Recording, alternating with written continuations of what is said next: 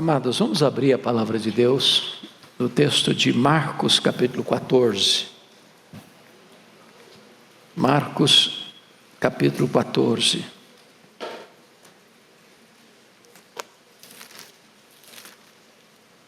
Versos 32 a 42.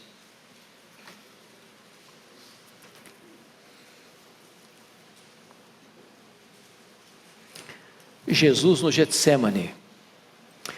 Então foram a um lugar chamado Getsemane. Ali chegados, disse Jesus a seus discípulos: assentai-vos aqui enquanto eu vou orar. E levando consigo a Pedro, Tiago e João, começou a sentir-se tomado de pavor e de angústia. E lhes disse: a minha alma está profundamente triste até a morte. Ficai aqui e vigiai. E adiantando-se um pouco, prostrou-se em terra e orava para que, se possível, lhe fosse poupada aquela hora. E dizia: Abba, Pai, tudo te é possível, passe de mim este cálice. Contudo, não seja o que eu quero, e sim o que tu queres. Voltando, achou-os dormindo. E disse a Pedro: Simão, tu dormes? Não pudeste vigiar nem uma hora? Vigiai e orai, para que não entreis em tentação. O espírito, na verdade, está pronto, mas a carne é fraca. Retirando-se de novo, orou repetindo as mesmas palavras. Voltando, achou-os outra vez dormindo, porque os seus olhos estavam pesados, e não sabiam o que lhe responder. E veio pela terceira vez e disse-lhes: ainda dormis e repousais? Basta, chegou a hora. O Filho do Homem está sendo entregue nas mãos dos pecadores. Levantai-vos, vamos. Eis que o traidor se aproxima. Meus amados, eu gostaria de conversar um pouco com vocês sobre o Getsemane da vida. Esse, para mim, é um dos textos mais misteriosos de toda a Bíblia. Aqui Jesus está travando a maior batalha da humanidade, a batalha decisiva, a batalha de sangrento suor. Aqui toda a corja de demônios está lançando o seu hálito quente sobre ele. Aqui todas as pressões de todos os lados estão encurralando a ele. O que Jesus passou no Getsemane, e nós usamos essa expressão, fulano está passando o Getsemane da sua vida, é impossível. Ninguém pode, nem passou, nem passa, nem passará o que Jesus enfrentou no Getsemane. O sofrimento dele é único, singular, irrepetível. Então gostaria de olhar esse texto, primeiro observando o local onde Jesus agonizou. Está informando aí que foram a um lugar chamado Getsemane. Essa palavra Getsemane significa prensa de azeite ou lagar de azeite, onde as azeitonas eram esmagadas, pisadas, para se extrair daí o azeite. Aquele local que fica defronte do monte Sião, que fica no sopé do Monte das Oliveiras, que fica após o vale de Cedron, o ribeiro de Cedron, era um local costumeiro onde Jesus ia, para ter um tempo de oração. E foi ali que ele enfrenta a grande batalha. Foi ali que ele toma a grande decisão de não recuar diante da cruz, mas de fazer a vontade do Pai, porque para aquela hora ele tinha vindo. Foi ali que ele enfrenta e vence a grande batalha, e sai dali sobranceiro, corajoso, firme como uma rocha, caminhando para a cruz, como um rei caminha para a sua coroação. Segunda coisa que eu quero destacar é o contexto da agonia descrito. João capítulo 18, versículo 1, diz que Jesus saiu do cenáculo para o jardim do Getsemane. E essa saída não foi uma saída de fuga, para se esconder. Foi uma saída para se preparar, para enfrentar, para caminhar na direção do Calvário. No cenáculo ele tinha ensinado as grandes lições aos seus discípulos. Foi no cenáculo que ele demonstrou sua humildade, lavando os pés dos discípulos. Foi no cenáculo que ele ensinou o novo mandamento. Novo mandamento vos dou, que vos ameis uns aos outros, assim como eu vos amei. Foi no cenáculo que ele desmascarou Judas, o traidor. Foi no cenáculo que ele alertou Pedro de que naquela mesma noite, antes que o galo cantasse, Pedro haveria de negar 3 vezes. Foi no cenáculo que Jesus orou a grande oração de intercessão pela sua igreja. E depois de todo esse cuidado pastoral de Jesus, é que diz o texto, ele saiu do cenáculo para o jardim, para preparar-se para aquela grande jornada marcada na eternidade, a sua morte na cruz. Terceira coisa que eu chamo a sua atenção é o propósito da agonia. Versículo 41 do texto lido, Jesus fala para os discípulos: basta, chegou a hora. Que hora? O que ele está falando? Esta hora era hora decisiva no calendário da vida de Jesus. Para essa hora ele veio, a hora da sua entrega, a hora em que ele seria entregue nas mãos dos pecadores, a hora em que ele seria condenado pelos homens, a hora em que todas as forças da terra, sejam os judeus, sejam os gentios, seja no campo político, seja no campo religioso, seja até domesticamente, todos se uniriam para condená-lo.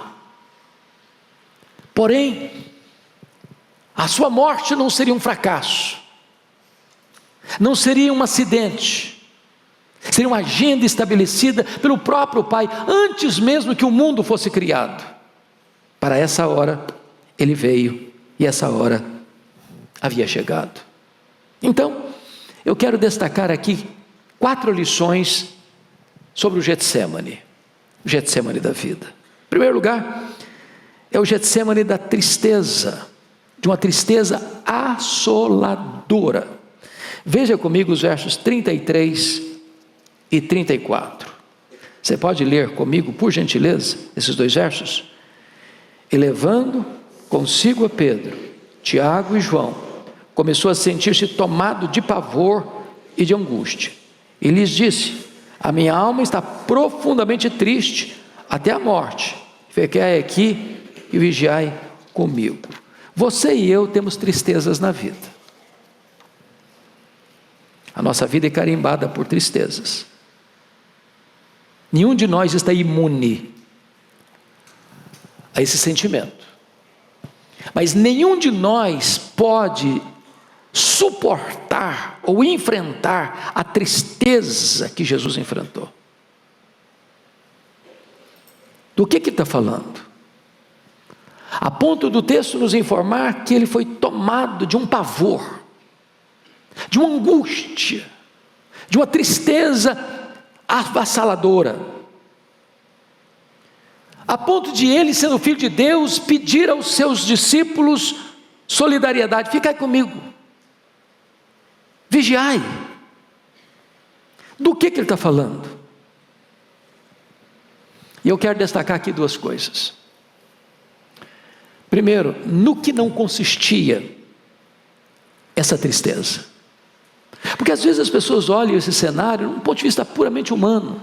Jesus está triste porque ele está sabendo que ele vai ser preso, ele está sabendo que os discípulos vão abandoná-lo, ele está sabendo que Judas vai traí-lo, ele está sabendo que Pedro vai negá-lo, ele está sabendo que uma horda está conspirando contra ele para prendê-lo. Ele está sabendo que o Sinédrio vai se reunir para condená-lo. Ele está sabendo que vai ser cuspido, que vai ser esbordoado. Ele está sabendo que vai ser levado às barras do tribunal do pretório romano, e que o governador, por consciência fraca, por conveniência política, vai condená-lo. Ele está sabendo que suportará os apupos e vaias de uma multidão ensandecida. Ele está sabendo que vai ser pregado publicamente numa cruz.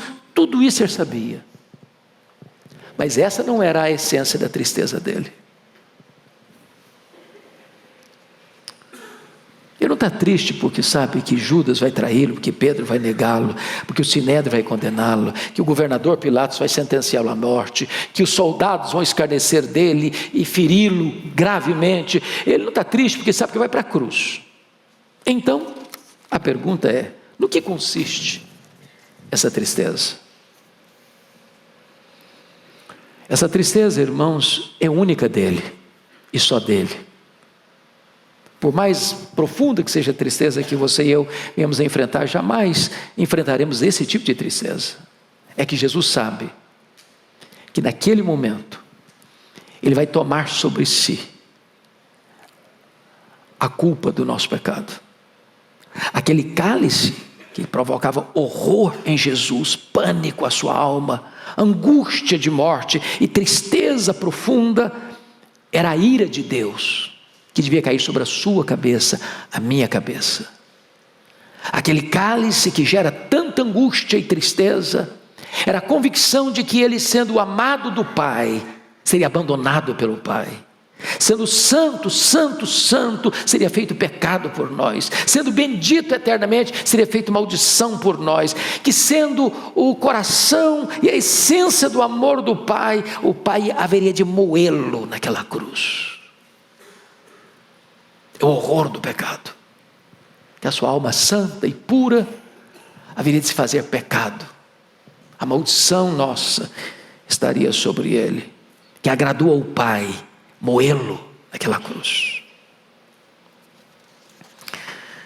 Nós jamais poderemos valorizar a nossa redenção se nós não tivermos compreensão do que Jesus suportou ali no Getsêmani por você e por mim.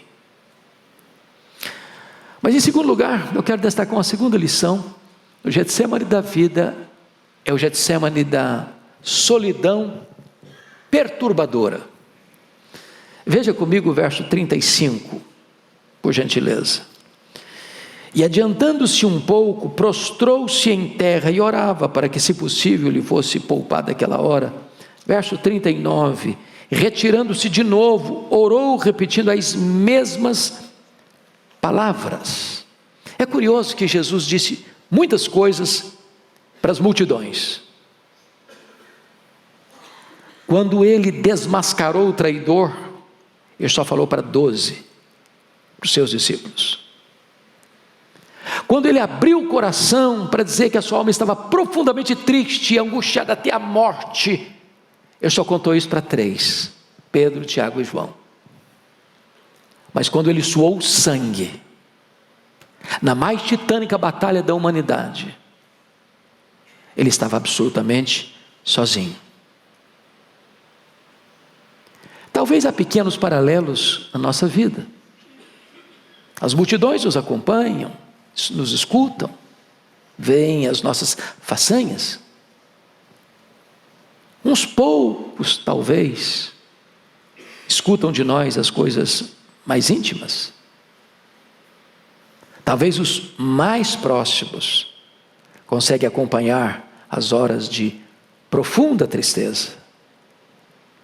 Mas aquela luta, talvez mais difícil, é você e Deus. E só você e Deus. É claro que essa solidão aqui também é única. Porque nas horas mais difíceis da vida, Deus está com você. Mas a solidão de Jesus implica no fato de que o próprio Pai, que era a maior alegria, o maior prazer, o maior contentamento, e Ele o maior contentamento do Pai, saberia naquele momento que o Pai lançaria sobre Ele as nossas iniquidades. O próprio Pai o desampararia. Porque Deus precisou punir no seu filho o meu, o seu, o nosso pecado. Que Deus fuzilou o seu próprio filho com a espada da lei, para que a justiça fosse cumprida e você e eu pudéssemos ser perdoados. O Getsemane da solidão. Mas há um terceiro aspecto nesse texto, que é o Getsemane da tristeza, da solidão, e terceiro, o Getsemane da oração. Veja comigo de novo os versos 35 e 39, porque Jesus, no verso 32, disse para os discípulos, os 8 discípulos: assentai-vos aqui, verso 32, assentai-vos aqui enquanto eu vou orar. Eu vou orar. Depois Jesus leva consigo Pedro, Tiago e João, e abre o coração para eles, e disse no verso 34, ficai aqui e vigiai. Agora não é só ficar sentado não, fique sentado aqui e vigiai, e vigiai. E vigiar implica orar. Mas ele sozinho, prostrou-se em terra e orava. Se você perceber, Jesus denuncia a Pedro o fato de Simão, diz: Simão, tu dormes, não pudeste vigiar nem uma hora. E aí Jesus diz no verso 38, vigiai e orai. Mas os discípulos não só não vigiam, como também não oram. E Jesus está se dirigindo especificamente a Pedro, porque fora Pedro que dissera para ele, enquanto caminhavam para o Getsemane, e é um trecho muito curto: não, Senhor, ainda que todos te abandonem, eu jamais te abandonarei. Ainda que seja necessário ir contigo para a prisão, para a morte, eu estou pronto, eu vou. Em outras palavras, eu nunca vou te deixar, eu nunca vou te desamparar, eu estou do teu lado. E Pedro não está do lado, Pedro não vigia, Pedro não ora, Pedro dorme. Mas Jesus ora. A grande questão é como Jesus orou. Primeiro, Jesus orou humildemente, sendo Ele o Criador do universo, o Senhor da glória. Diz o texto que Ele se prostrou. A ideia aqui, prostrou-se em terra, é mais do que se ajoelhar.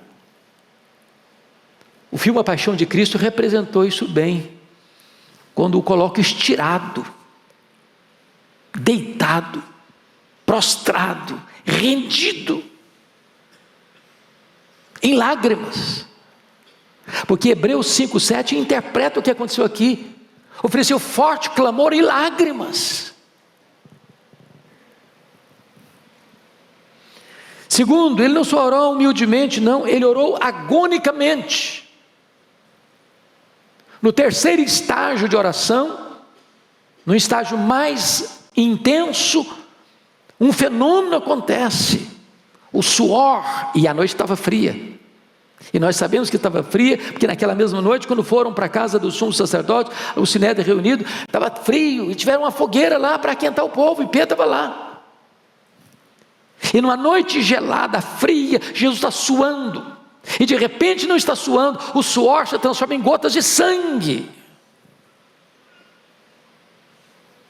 Ele está orando mais do que isso, perseverantemente. Ele ora 3 vezes. E 3 é um número emblemático, fazendo o mesmo pedido: Senhor, se possível, passe de mim este cálice, mas se não, seja feita a tua vontade. Mas finalmente ele orou triunfantemente, vitoriosamente. Então nós aprendemos aqui algumas coisas, meus irmãos. Primeiramente, a posição dele, da oração: se prostrou. Segundo, nós aprendemos aqui a atitude dele, primeiro de submissão.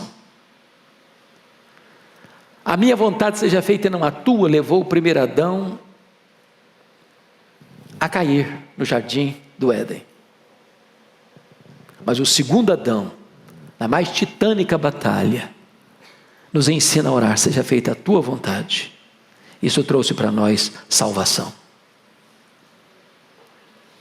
Não a minha vontade, mas a tua, Senhor. E você aprende em terceiro lugar aqui, a sua persistência. 3 vezes, 3 turnos. E Lucas 22, 44 nos informa que o terceiro round de oração, a luta aumentou. E é curioso que quando você lê em Lucas, e só Lucas nos informa isso, que veio um anjo do céu depois do segundo período de oração, para consolá-lo. A pergunta é por que o anjo veio para consolá-lo no segundo round de oração, e não depois do terceiro round de oração?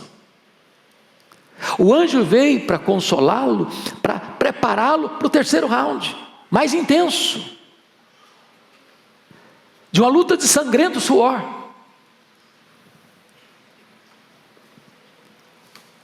Mas ele orou com agonia, e preste atenção nisso. A agonia de Jesus não foi para fugir da cruz, não foi para fugir da vontade do Pai, mas foi para fazer a vontade do Pai. Para isso ele veio. Ao longo do seu ministério, ele disse isso. O Getsêmani não o pegou de surpresa. O ocorrido aqui não é um acidente, é uma agenda. E o que é maravilhoso, meus irmãos, é que nessa situação, ele demonstra no versículo 14, no capítulo 14, verso 36, uma intimidade com o Pai. E veja você no verso 36, e dizia, Abba, Pai. E essa é uma palavra aramaica, que traz a intimidade de uma criança com o seu pai, que pode ser traduzida na língua portuguesa por papai. E ele está entendendo que esse plano da redenção é um plano que foi estabelecido antes da fundação do mundo, no conselho da Trindade, onde o próprio Pai o entregaria, não o pouparia, mas o entregaria por todos nós, e que ele, o Filho, se coloca à disposição do Pai para cumprir essa missão de vir ao mundo na plenitude dos tempos, para nos resgatar do cativeiro do pecado e nos dar a vida eterna. Isso é um plano eterno que Jesus está cumprindo. Ele não vê o Pai como um Pai carrasco que quer vê-lo sofrer as agruras da cruz. Ele entende que o Pai é o seu papai, que vai cumprir um propósito para o qual ele tinha, antes da fundação do mundo, se apresentado. Eu estou pronto. E essa hora chegou. E agora essa hora se cumpre.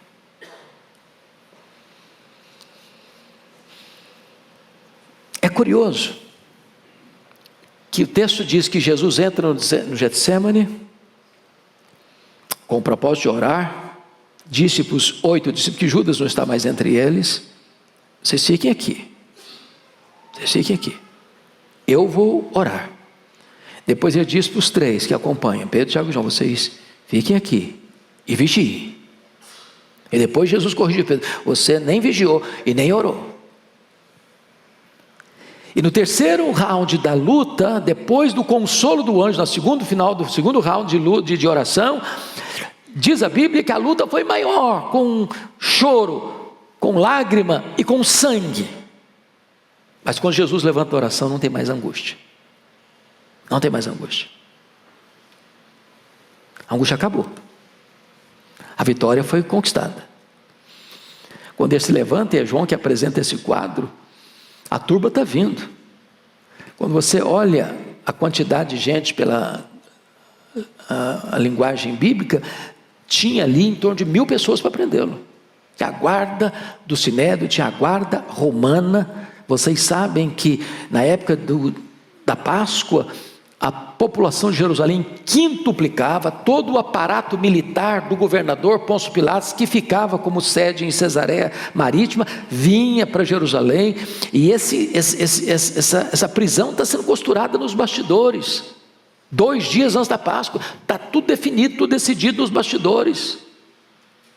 E então toda a cidade sabia que Jesus era um mestre, que Jesus era admirado pelo povo. Eles tinham medo de uma rebelião, de uma convulsão social, e então todo esse aparato vai para prender Jesus. E Judas, que conhecia os detalhes do local, era de noite, vai capitaneando toda essa gente. E Jesus não se esconde, Jesus não foge. Diz a Bíblia que é Jesus quem se apresenta e pergunta: quem buscais? É Jesus.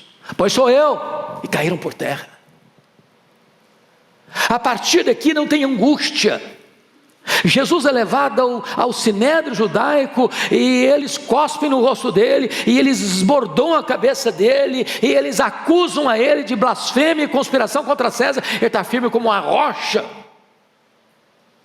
A partir daqui ele é levado ao pretório romano, e quem está angustiado e desesperado é o governador romano que está a interrogar. Ele está firme como uma rocha.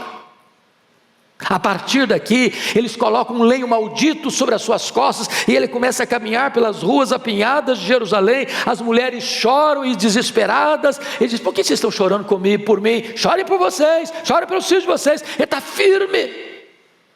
A partir de agora ele é pregado naquela cruz, e ele transforma aquele patíbulo de horror num palco para a glória de Deus, e num instrumento para a nossa salvação, e transforma aquele patíbulo de horror num púlpito, onde vai pregar 7 gloriosas mensagens. Firme, firme, triunfo da oração. Mas, meus amados, eu gostaria de trazer a última mensagem. Primeiro, Getsemane da tristeza. Segundo, Getsemane da solidão. Terceiro, Getsemane da oração. Em quarto lugar, o Getsemane da consolação. Da consolação. Veja o verso 36 comigo. E dizia: Abba, Pai, tudo te é possível. Passe de mim este cálice. Contudo, não seja o que eu quero, e sim como tu queres. Ele risque. E ele dizia: Abba, Pai. Quando ele disse Abba, Pai, ele está como uma criança no colo do seu papai, plenamente confiante, absolutamente seguro, totalmente ciente de que tudo está sob o controle, dentro da agenda que foi estabelecida desde a eternidade.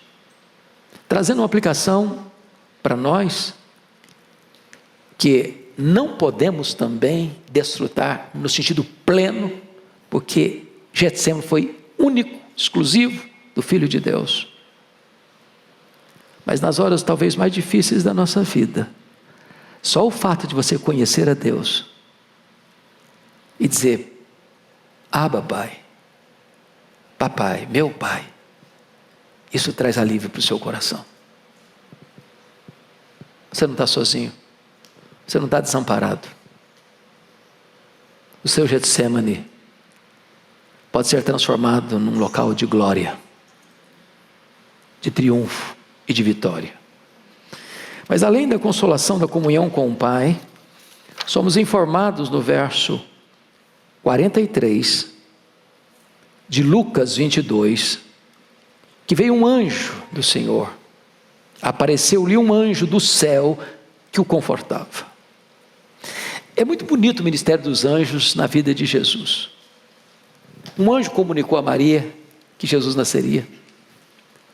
Quando Jesus nasceu, um anjo foi comunicar aos pastores de Belém: eu trago para vocês uma boa nova de grande alegria, que será para todo o povo. É que hoje vos nasceu na cidade de Davi o Salvador, que é Cristo o Senhor. Uma milícia celestial, uma multidão de anjos cobriram os céus de Belém, dizendo: glória a Deus às maiores alturas, e paz na terra entre os homens, é aquele que quer bem. Um anjo de Deus foi servi-lo lá no monte da tentação, depois de 40 dias de oração e jejum. Aqui no Getsemane, um anjo desce do céu com uma missão: vai confortar Jesus. Os anjos são criaturas de Jesus, e as criaturas estão servindo ao Criador. O Senhor tem também sempre esse ministério entre nós. Quantas vezes você já foi servido por um anjo sem saber que estava sendo servido por um anjo? Quantas vezes Deus já te deu o livramento que você nem imaginava que era a providência de Deus? Eles são ministros de Deus, que trabalham em favor da igreja. Eles estão aí, cuidando, velando, protegendo, consolando.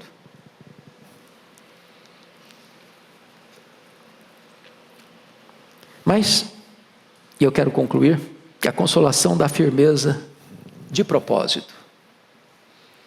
Quando Jesus sai do Getsemane, ele sai firme, sobranceiro, vitorioso. Quem está no controle da situação é Ele. É Ele.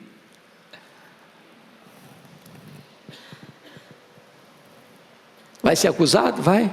Vai ser preso? Vai. E sabe o que ele disse para as pessoas que vieram prendê-lo? Sabe o que vocês estão prendendo agora? Está lá em Lucas. Não é porque vocês são mais fortes? Não é porque vocês conseguiram armar um exército tão grande que não consigo resistir? Não é porque vocês têm armas? Não. Sabe por que vocês estão me prendendo agora? Chegou a hora de vocês, a hora das trevas. Estive por aí, vocês nunca me prenderam? Nunca puderam fazê-lo? Sabe o que vão fazer agora? Porque essa hora já estava agendada. Foi para essa hora que eu vim. Essa é a hora das trevas. Quem está no controle sou eu. É isso que Jesus está dizendo.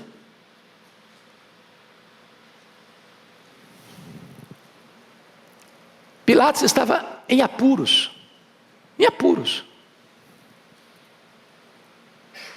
É Jesus quem está no controle. A sua morte não foi um acidente, a sua ressurreição não foi uma surpresa. E ele concluiu a sua obra. E ele voltou para o céu. E ele está sentado à direita de Deus Pai. Ele tem as rédeas da história em suas mãos. Hoje nós vivemos um dia emblemático no Brasil, onde uma grande concentração é convocada para a cidade de São Paulo. Como o pastor Ivaldo disse, às vezes a gente olha o cenário, fica meio confuso, meio angustiado, mas sabe quem está no controle do Brasil? É aquele que está sentado no trono, o Rei dos Reis e o Senhor dos Senhores. Ele quem põe reis, ele quem tira reis, é quem levanta reinos, é quem abate reinos. É aquele que dá vida, é aquele que tira a vida. É aquele que exalta, é aquele que abaixa.